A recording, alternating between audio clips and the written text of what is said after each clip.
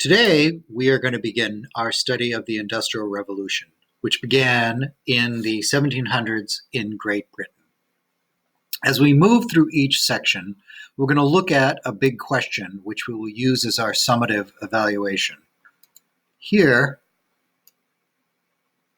as we read together this section, I want you to be aware of this question.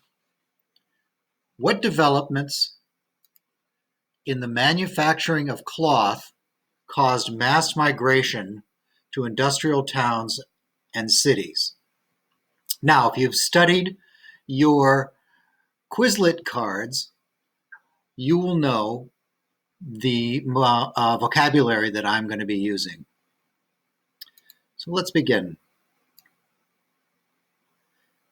So,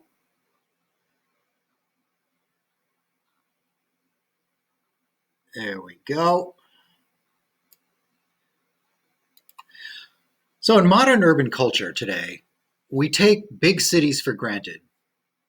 Even if we don't live in one, we know what they're like. Millions of people live in cities. In fact, interesting fact, the majority of Americans live in cities at this point.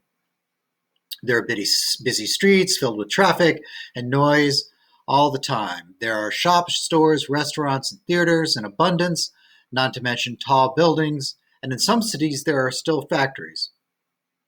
But about 300 years ago, there were very few big cities.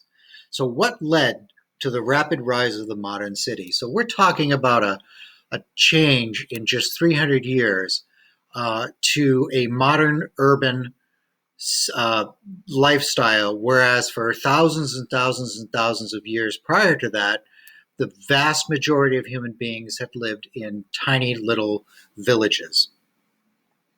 What about the manufacture of cloth caused the cities to grow?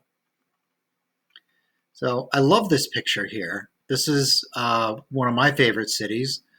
This is New York City with the very new Freedom Tower standing in where the Twin Towers used to be after the 9/11 attacks. And I love this city because I lived here for 4 years and just loved it so much. Okay, so one of the important things to remember is that prior to the run-up to the Industrial Revolution, the population was held in check. So we had a population growth in Europe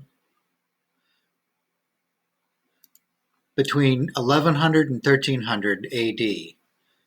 This was due to general warm climate, an increase in production, increase in trade.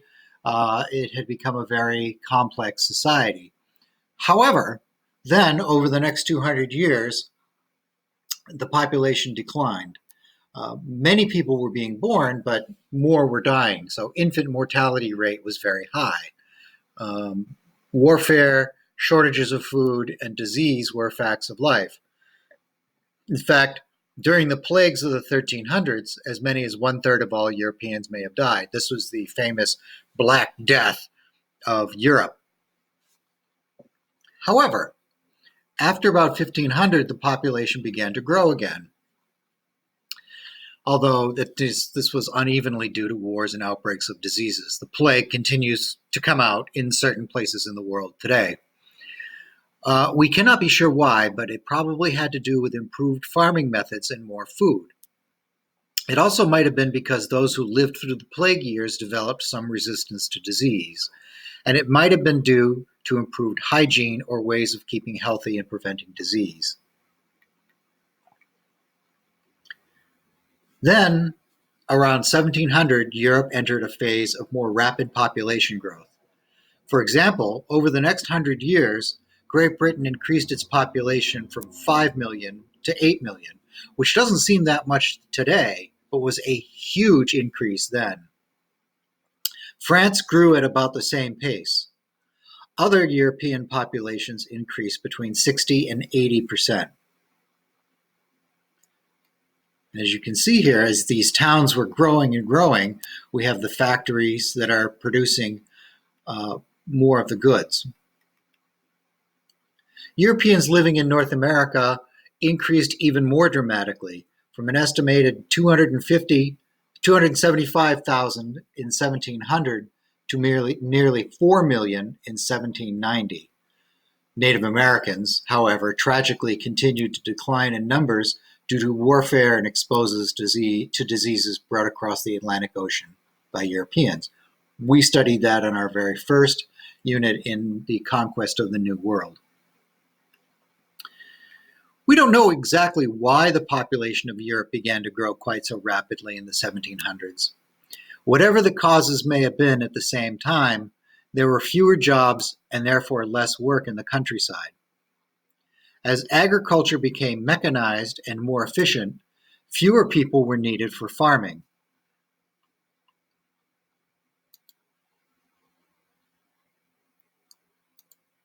This is a really important point. Okay? Fewer people were needed for farming. The combination of more people and less need for farm workers drove many people out of the villages and into the cities. This massive migration from the villages to cities is one of the most important historical events of the last millennium. A millennium is 1,000 years. It accounts for the growth of the modern industrial city. So here and here are the factors I want you to focus on for the Ed puzzle that we are going to complete now.